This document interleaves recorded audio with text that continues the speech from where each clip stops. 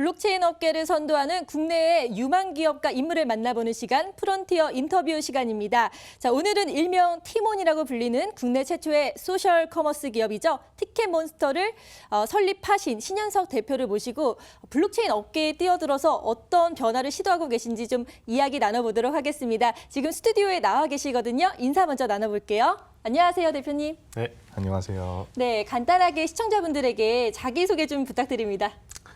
네, 안녕하세요. 저는 테라의 공동대표를 맡고 있는 신현성입니다. 그 전에는 전자상거래 플랫폼 티몬을 창업했고요. 현재는 이사회 의장직을 맡고 있습니다. 네, 앞서 잠깐 언급을 제가 했는데요. 이 티켓몬스터 하면 사실 모르시는 분이 없으시거든요. 그래서 그만큼 유명하고 성공을 하셨는데 이제 신현석 대표께서 티몬과 함께 또 이번 블록체인 프로젝트인 테라를 이제 하면서 다양한 시도를 하고 계신다고 지금 들려오는데 지금까지 과거 경험에 대해서 어떻게 좀 달려오셨는지도 궁금하고요. 그리고 어떻게 이 블록체인 업계에 발을 디딛게 되셨는지도 좀 알려주시기 바랍니다. 네, 저는 이제 2010년에 티몬을 창업했고요. 7년간 대표이사를 맡았습니다. 그리고 그 사이에도 꾸준한 도전을 했었는데 이제 2012년에 박지웅 대표님과 노정석 대표님과 함께 패스트트랙 아시아라는 회사를 만들어서 패스트트랙 아시아가 이제 공유 오피스 패스트 5와 그다음에 교육업체 패스트 캠퍼스를 만들었고요. 그다음에 2017년에는 벤처 투자를 할 수 있는 베이스 인베스트먼트를 설립을 했습니다. 그러다가 블록체인 기술을 접하게 되었고요. 네. 저는 이제 대학생 때 금융 전공을 했고 세상을 바꿀 수 있을지까지는 모르겠지만 금융을 혁신할 수 있는 되게 뛰어난 기술이다라고 생각을 했고 또 글로벌로 뻗어나가기 위해 되게 좋은 기술이다라고 생각해서 블록체인 업에 발을 들이게 되었습니다. 네, 그럼 제가 궁금해지는 게 이렇게 블록체인 업계의 새로운 가능성을 보셨는데 테라는 어떤 프로젝트이기 때문에 좀 도전을 하게 되셨나요? 네, 테라를 간략하게 설명드리면요. 저희는 블록체인 결제 시스템이라고 보시면 됩니다. 사실 전 세계적으로 이커머스 산업은 폭발적인 성장을 하고 있고 덩달아 페이먼트 업체들이 성장을 하고 있는데요. 저희 같은 경우에는 그 페이먼트를 블록체인 기술을 접목해서 거래처들한테는 보다 저렴한 수수료를 제공할 수 있고 또 고객들한테는 풍부한 혜택을 줄 수 있는 새로운 어떤 개념을 구성을 했습니다. 네, 테라 프로젝트 아주 임팩트 있게 설명을 해주셨는데요. 그런데 이제 테라는 스테이블 코인인데 요즘 블록체인 업계에서 사실 핫한 게 스테이블 코인이거든요. 왜 이걸 선택하게 된 건지 승산이 있다고 보고 계시는지 이것도 궁금해요. 사실 스테이블 코인은 너무 당연하게 필요한 존재라고 생각을 합니다. 네. 전자화폐 또는 암호화폐인데요. 화폐는 이제 교환 수단으로 써야 되고 교환 매개체로 쓰이려면 가격이 안정적인 건 너무 당연한 현실이라고 저희는 보고 있고요. 네. 사실 블록체인 업계가 너무 안타깝게도 되게 투기로 각인이 되어 있는데 그게 가격 변동성이 너무 심해서 그렇거든요. 그래서 스테이블 코인 같은 경우에는 그 가격 변동성을 억제하면서 실생활에 정말 침투할 수 있는 그런 블록체인 기술의 다음 단계라고 저희는 보고 있습니다. 네, 그러면 테라 프로젝트에서 테라와 함께 또 가격 안정성을 보장하기 위해서 만든 게 루나라는 토큰이 있다고 들었는데요. 이중 토큰 시스템입니다. 그래서 두 개의 토큰이 어떤 차이가 있고 또 테라의 토큰 이코노미도 함께 설명을 해주시면 이해가 더 쉬울 것 같거든요.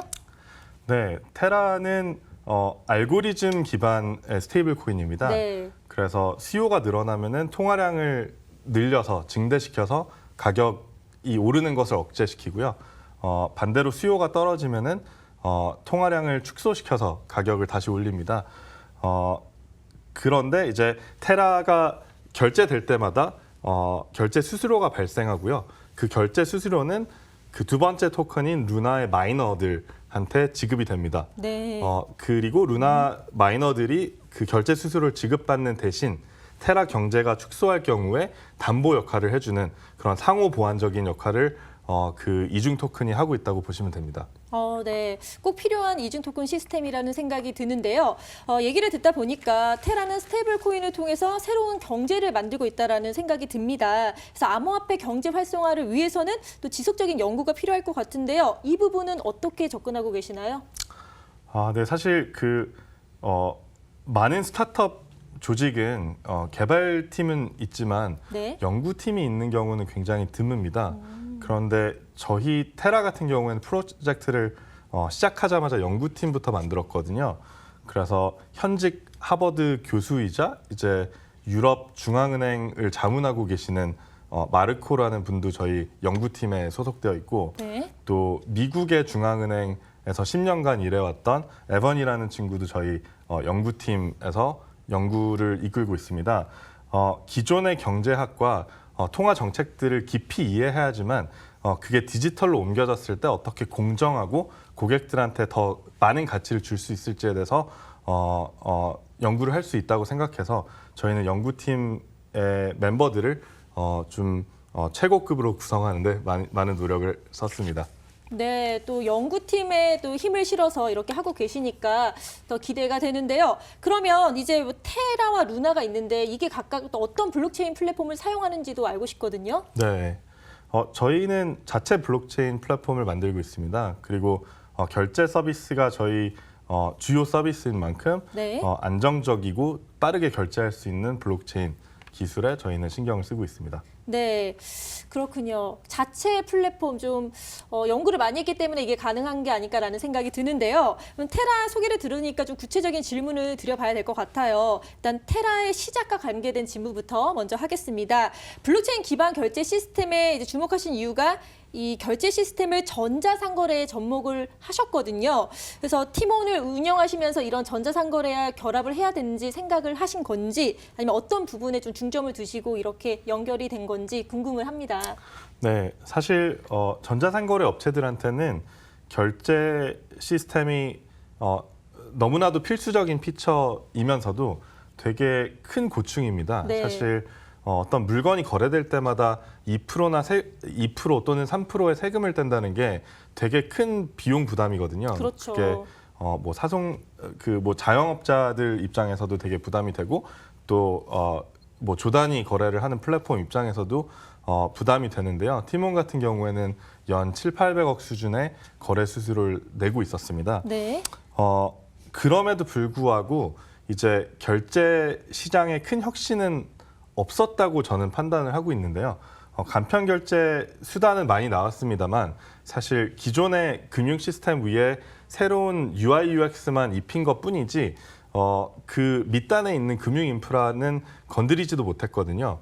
그래서 저희 테라가 바라볼 때는 블록체인 기술을 접목해야지만 결제 시스템의 밸류 체인을 진정하게 혁신할 수 있고 이제 티몬 같은 플랫폼 또는 이제 작은 자영업자들에게도 더 저렴한 어떤 결제 수단을 제공할 수 있다고 봅니다. 네, 테라는 테라 얼라이언스라는 일종의 연합을 또 구축하고 있잖아요. 그래서 대부분 전자상거래 플랫폼 업체들로 구성이 되어 있습니다. 왜 전자상거래에 테라의 결제 시스템을 접목했는지 이것도 되게 궁금하고요. 또 독자적인 프로젝트 진행 대신에 이 연합체를 꾸린 이유가 뭔지도 좀 알고 싶거든요. 네, 사실 앞서 말씀드린 것처럼 전 세계적으로 전자상거래 시장은 폭발을 하고 있습니다. 그리고 그 폭발적인 성장에 덩달아 이제 북미에서는 스트라이프라는 업체가 굉장히 급성장하고 있고요. 네. 또 유럽에서는 ADN이라는 업체가 급성장을 하고 있는데요. 한국 전자상거래 시장도 100조를 바라보고 있고 동남아 시장도 30~40%씩 매년 성장을 하는 만큼 되게 올라타기 너무 매력적인 시장이라고 저희는 판단을 했습니다. 네. 왜 연합체를 꾸렸냐? 사실 이 연합체에 있는 업체들이 저희의 고객이거든요. 그래서 그렇죠. 되게 끈끈한 연합체를 만들어서 그들의 피드백을 계속 듣고 귀 기울이다 보면은 저희가 어떤 부분을 발전시켜야 되는지에 대해서 좀 인사이트를 얻을 수 있지 않을까라는 생각으로 얼라이언스를 가장 먼저 꾸렸고 이제 그들의 목소리를 듣는 데 저희는 좀 집중을 했습니다. 네, 보니까 뭐 우아한 형제들도 있고 좀 익숙한 하나 갤러리아 이런 익숙한 곳들과 얼라이언스를 지금 하신 것 같은데요. 여기에 대해서 좀 소개 그리고 향후 추진 방향도 좀 언급을 해주시면 이해가 더 잘 될 것 같거든요. 네. 사실 뭐 전자상거래에서는 티몬, 그리고 뭐 푸드에서는 배민, 그리고 뭐 숙박에서는 야놀자, 뭐 영화 쪽에서는 메가박스, 네. 뭐 패션 쪽에서 무신사, 다 들어볼 법한 업체들이고 여러분들이 즐겨 쓰시는 플랫폼들인데, 저희는 고객들의 라이프 스타일에서 각 카테고리마다 테라를 만날 수 있는 접점들을 늘리는 그런 노력을 하려고 해서 이렇게 얼라이언스를 짜게 되었습니다. 네, 지금 아까 방금 또 언급을 하셨는데 국내에서 누구나 알만한 또 대표도 하셨던 티몬 그리고 야놀자, 배달의 민족 같은 기업들과도 협력하고 있고 또 제가 듣기로는 얼마 전에 몽골 정부와 결제 시스템에 대해서 좀 구축을 한 파트너십을 계약했다고 들었거든요. 이렇게 파트너들이 기업 그리고 정부까지 참 다양한데 이런 파트너십 체결에 대한 특별한 기준이 있으신가요? 뭐 사실 몽골 같은 경우에는 굉장히 저희한테는 신선한 기회였습니다. 네. 사실 핀테크 업체들이 가장 주의해야 되고 좀 리스크라고 여기는 부분이 규제이고, 또 대한민국 같은 경우에 금융 쪽에 있어서는 규제가 굉장히 좀 보수적인 편인데요.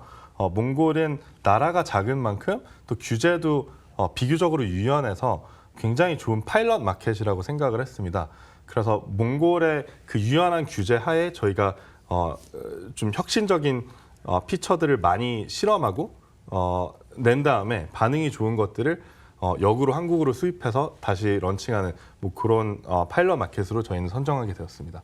네, 몽골도 또 다른 또 새로운 기회가 될 수 있을 것 같아서 기대가 되는데요. 기존에도 이제 많은 결제 시스템들이 출시돼 있고 실생활에서도 많이 사용이 되고 있거든요. 그런데 기존 시스템을 뛰어넘는 테라만의 강점이라고 해야 될까요? 테라만의 차별성이라고 하면 어떤 걸 꼽을 수 있을까요? 네, 테라만의 장점은 세 가지가 있는데요. 네. 첫 번째는 기존 페이먼트 밸류 체인에 있는 몇 개의 단계들을 저희는 배제함으로써 훨씬 더 싼 수수료를 저희의 거래처들한테 제공을 할 수 있습니다.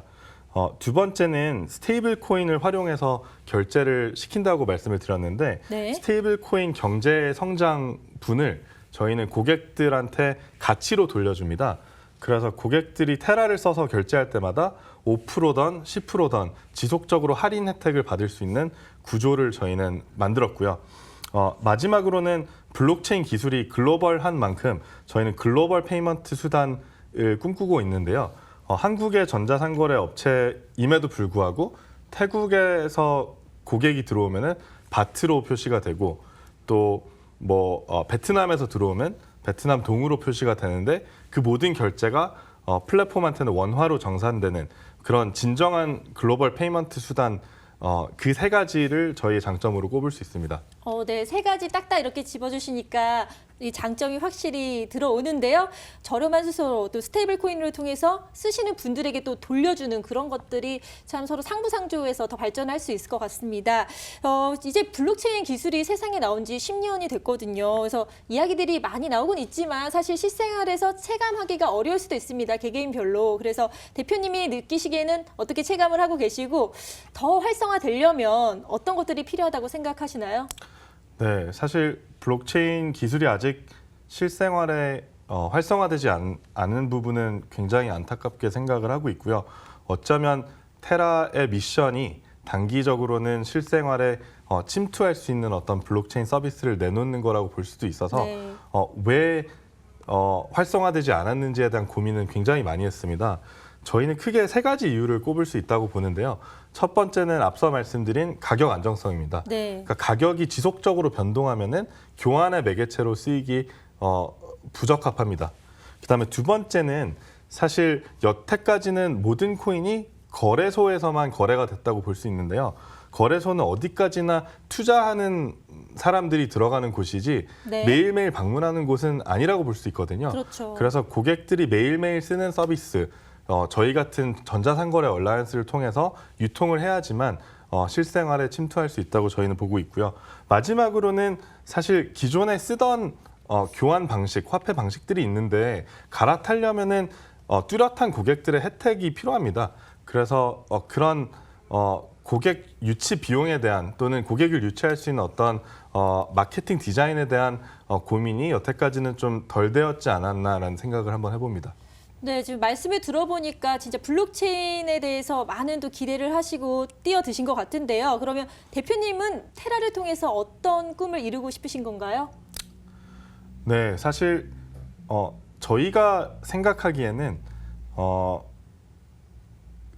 그 고객들의 생활 속에 보이지 않는 세금이 되게 많다고 생각을 해요. 네.